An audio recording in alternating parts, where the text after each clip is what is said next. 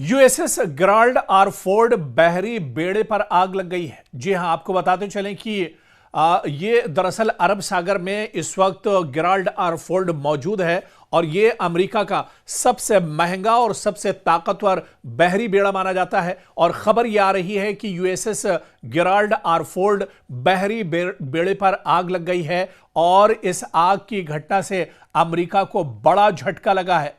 आपको बताते चलें कि 13 अरब डॉलर्स के अमेरिकी जहाज में दरअसल यह आग लगी है। यह बेड़ा दरअसल 13 अरब डॉलर अमेरिकी डॉलर्स की लागत का है, जहां पर यह एक तरह से आग लगी है। लेकिन आग को दरअसल जो एक्सपर्ट्स हैं वो कई नजरिए से देख रहे हैं। जब मिडिल ईस्ट में भयानक जंग छिड़ी हुई है, ईरान लगातार अटैक कर रहा है, तो ऐसे में जो आग लगी है, इस आग को लेकर भी एक तरह से सवाल उठाए जा रहे हैं। कहा यह जा रहा है कि क्या अमेरिका ईरान के हमले में यह आग लगी है या फिर अमेरिकी जो फौजी इस बहरी बेड़े पर मौजूद हैं उन्होंने एक तरह से अमेरिका से ही बगावत कर दी है, या फिर ये फौजी क्या थके हुए फौजियों ने घर जाने के लिए अपने ही जहाज को एक तरह से आग लगा दी है, अपने ही जहाज को लेकर एक तरह से बगावत कर दी है। इस तरह के सवाल भी उठ रहे हैं क्योंकि अमेरिकी नेवी इस बात की जांच पड़ताल कर रही है कि यूएसएस गेराल्ड आर फोर्ड के एहलकारों ने अपनी ड्यूटी खत्म करवाने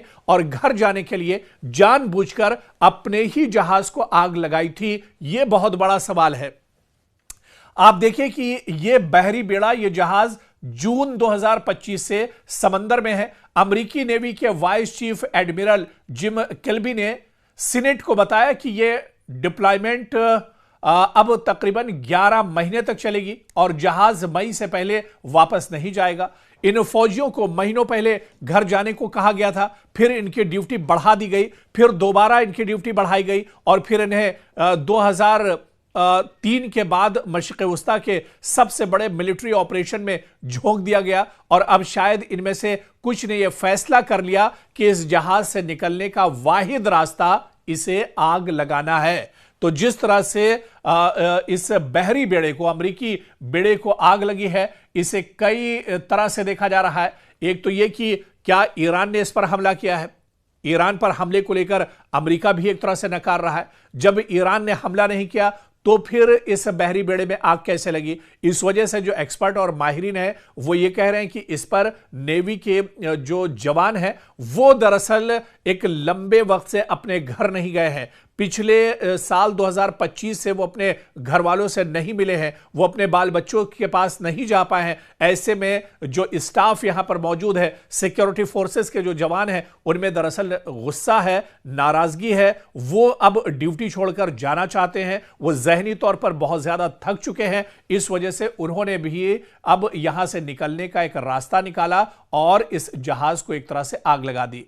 क्योंकि किसी वार जोन में अपने ही जहाज को आग लगाना खराब खाने या बुरे मौसम की वजह से ऐसा नहीं होता है। यह तब होता है जब कोई इदारा इंसानी बर्दाश्त को इस हद तक निचोड़ ले जहां मिशन से जिंदा बचना नामुमकिन लगने लगे।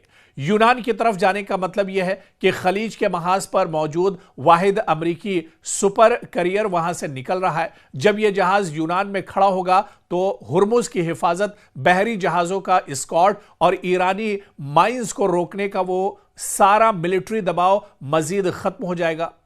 और ऐसे में आप देखिए कि कहीं ना कहीं अमेरिकी नेवी के जो जवान हैं वो इस पर जो मौजूद हैं वो कहीं ना कहीं अपने ऊपर एक तरह से दबाव देख रहे हैं। और इसी वजह से एक्सपर्ट्स का यह मानना है कि दबाव के चलते दरअसल ये पूरा हादसा पेश आया है। इस पर ईरान ने हमला नहीं किया है, बल्कि खुद अमेरिका के जो सिक्योरिटी फोर्सेस के जवान हैं, जो नेवी के जवान हैं, जो पिछले 1 साल से अपने घर नहीं गए हैं, जो जहनी तौर पर भी दबाव का शिकार है, उन्होंने जानबूझकर इसमें एक तरह से आग लगाई है। हालांकि इस पूरी घटना को अमेरिका के लिए, डोनाल्ड ट्रंप के लिए बहुत बड़ा झटका माना जा रहा है। क्योंकि किसी वार जोन में अपने ही जहाज को आग लगाना खराब खाने या बुरे मौसम की वजह से ऐसा नहीं होता है। यह तब होता है जब कोई इदारा इंसानी बर्दाश्त को इस हद तक निचोड़ ले जहां मिशन से जिंदा बचना नामुमकिन लगने लगे।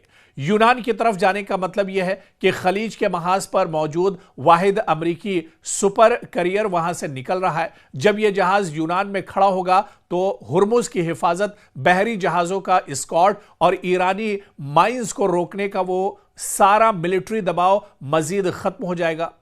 और ऐसे में आप देखिए कि कहीं ना कहीं अमेरिकी नेवी के जो जवान हैं वो इस पर जो मौजूद हैं वो कहीं ना कहीं अपने ऊपर एक तरह से दबाव देख रहे हैं। और इसी वजह से एक्सपर्ट्स का यह मानना है कि दबाव के चलते दरअसल ये पूरा हादसा पेश आया है। इस पर ईरान ने हमला नहीं किया है, बल्कि खुद अमेरिका के जो सिक्योरिटी फोर्सेस के जवान हैं, जो नेवी के जवान हैं, जो पिछले 1 साल से अपने घर नहीं गए हैं, जो जहनी तौर पर भी दबाव का शिकार है, उन्होंने जानबूझकर इसमें एक तरह से आग लगाई है। हालांकि इस पूरी घटना को अमेरिका के लिए, डोनाल्ड ट्रंप के लिए बहुत बड़ा झटका माना जा रहा है।